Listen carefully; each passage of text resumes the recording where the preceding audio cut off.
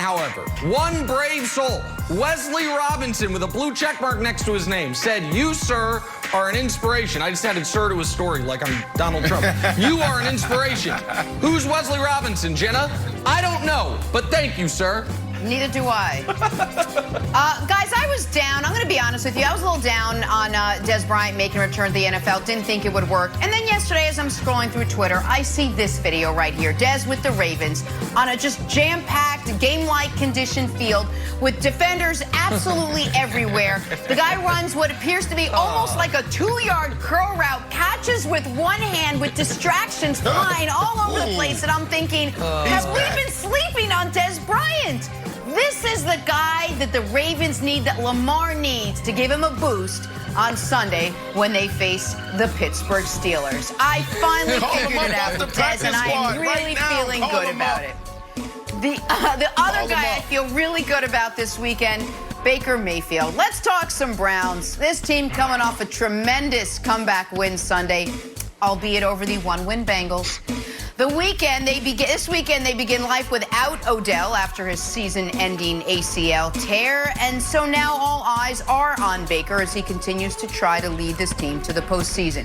Browns and Raiders, it's Sunday, it's 1 o'clock, it's on Fox. So Mike, how do you expect the Browns to look Sunday in the first game without Odell? Well, I expect them to look the same as they did as they finished the game last weekend. For the Cleveland Browns and Baker Mayfield, he's going to be more comfortable in ball distribution and spreading the ball around now. Because when you got a guy like Odell Beckham, you almost feel that it's a necessity to get him the ball. And, you know, you got a #1 guy, you paying him top dollar, and you just want him to be happy. So the respect level is there. I played some of my best games when I didn't have a #1, especially early on in my career. Not to say that I didn't need it. You know, as I got older, I learned how to use a #1 like Deshaun Jackson and you know, when to get him the ball in certain spots and when it's time to target him. So, you know, it won't be the pressure of having to find Odell and get Odell the ball. You know, for Baker Mayfield, he'll be able to just play within the framework of the offense. And sometimes, you know, that's just how you get the best out of the offense and out of yourself when you take that little bit of added pressure. So it could be easier for the Cleveland Browns and Baker Mayfield, but they're certainly going to miss Odell in his presence. I don't think it was that hard, or it shouldn't be that hard to get a guy the ball when you have a sensational talent. But, you know, that's what the Cleveland Browns is dealing with and moving forward. We'll see if it's easier and if this defines the Cleveland Browns offense.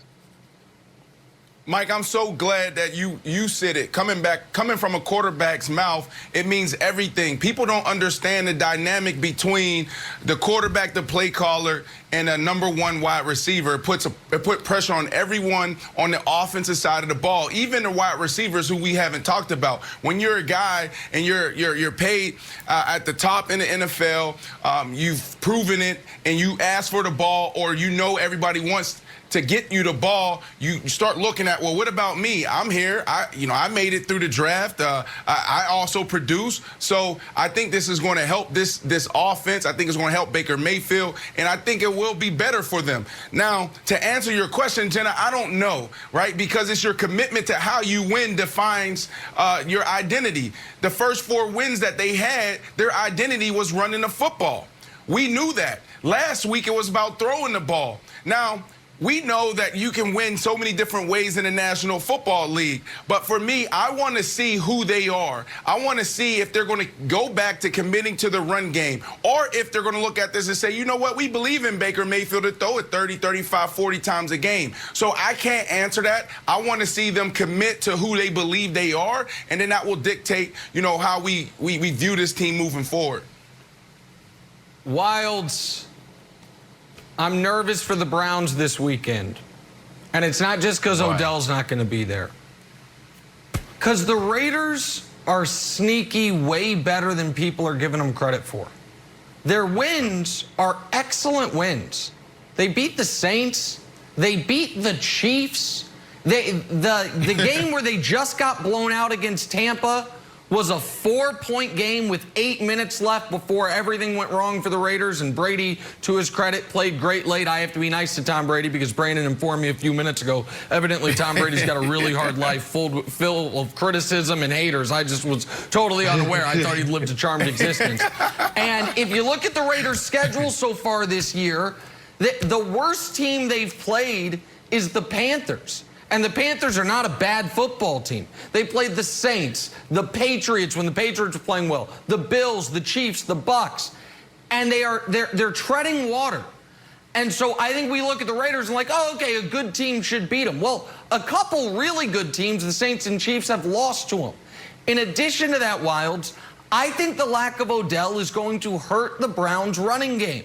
I think whether Odell was having all-pro numbers or not, when you watched the games, more often than not, he was still demanding the coverage and the respect of an all-pro receiver, and that was making things easier for Kareem Hunt and Nick Chubb when Nick Chubb was healthy, and Nick Chubb obviously is not playing this week. It's right before a bye week for the Browns. They're coming off a great win. There's just a lot of indicators to where you worry about a bit of a letdown. Meanwhile, the Raiders feel like, man, we played really good football for 3.5 quarters last week. We blew it at the end of the first half, allowing a deep bomb to Scotty Miller. And then in the fourth quarter, we let go of the rope. For all those reasons, this has the makings of what I think would be considered an upset by a lot of people, but not that big of an upset in my eyes, Wilds. Okay, so about Odell's future, Mike, I got a question for you, because I thought it was very interesting. And there's two straight lines we can make about Odell's future, right? If the Browns play well, we don't need Odell. And if the Browns play poorly, we need Odell. But the third option is it an indictment on Baker that he can't use Odell? When you're saying, oh, I had better games if I didn't have the pressure of the number one, but then I got better and could use Deshaun Jackson. Well, the Browns are looking at it like they got to figure out Odell's future. They're also got to figure out Baker's future. And I don't know if I'm willing to sign up for more Baker if I've got a weapon like Odell and my star quarterback can't use him. No, this is the easy question, Wiles. I think it's time for Odell to move on. As ironic as this situation is, and to answer your question, they'll get a glimpse of what life without Odell is. And I think Odell will sit back and say, hey, I gave it a shot. I gave it a chance. I believed in them. They believed in me. It just didn't work out. This is a great opportunity for them to mutually part ways. No bad blood. Odell can go and find him a home. Baker can try to continue to make Cleveland his home. He's on a short leash, and we'll see what comes out of it. But I think to answer your question, it's over for both parties. Oh. Yeah, and I'm gonna jump in here too. As the resident wide receiver, it to me is not on Baker. It's on the offensive coordinator. It's on Stefanski, head coach, play caller. When you look at this, he hasn't. And I said this week 2, week 3 when we saw Odell on the sideline, being emotional and we saw the antics. I was the same guy early on in my career, so I don't want to call out him and not call out myself. But I say all that to say this. The play caller has to do a good job getting your guy the ball early. When you have a player like Odell, yes. And I'll go back to it, a bubble screen, quick screen, jailbreak screen, one-step slant, quick game, hitch. Like just simple stuff. You hitch route converts to a go route. Now you got the back shoulder. Throw it up. It doesn't have to be a perfect pass. Throw it up, back shoulder. Put it in the area where he can make the play and he's also protected. That's all this guy's asking for. That's all he needs. So it starts there. And then also it starts with Odell. As a wide receiver, when you know you're emotional, and I'm speaking to all the high school wide receivers out there, college wide receivers, even the pros that watch the show, listen. You have to understand how your emotions and how your approach to the quarterback and the play caller affects them and the team. You have to be able to communicate effectively. You have to go to them and not with the emotions so they don't feel the pressure. We have to get this guy the ball, because if we don't, he's going to shut down. He'll go in the shell, or he may get emotional and disrupt what we're doing. So they drop back and they start throwing it to you and feeding it to you, and now that's when we're seeing 2-3 picks. And whilst that's why this is a big moment for Baker and the Cleveland Browns without Odell, because now people are going to be able to call the game, and Baker's going to be able to drop back and run the offense freely. Right. All right, Browns in action against the Raiders on Sunday. Speaking of old Raiders here, Nick had a take yesterday on Bo Jackson that we have to revisit. Take a listen to this soundbite. This is my most polarizing sports opinion. Bo Jackson, wildly overrated. Bo Jackson, an amazing all-time video game football player. His actual career, pretty good. I mean, it's the worst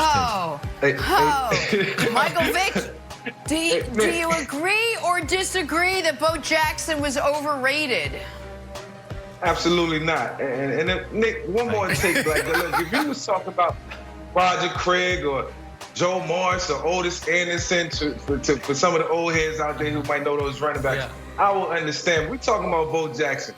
Nick, I like you on TV. I love you. I think you're smart. I think you look apart. But one more take like that, and we're going to send you on a furlough, and you're going to be selling steaks for a month. You're going to go back. I'm going to be... Think about it as the world bash you, and then we'll bring you back and slowly bring you back. Well, Mike, let's ask him why. Sometimes you got to know why. Can you give us the why behind this take, please? Yeah, so I appreciate you asking. So I've had 24 hours to think about this take, and I've decided, should I walk it back? And my response is,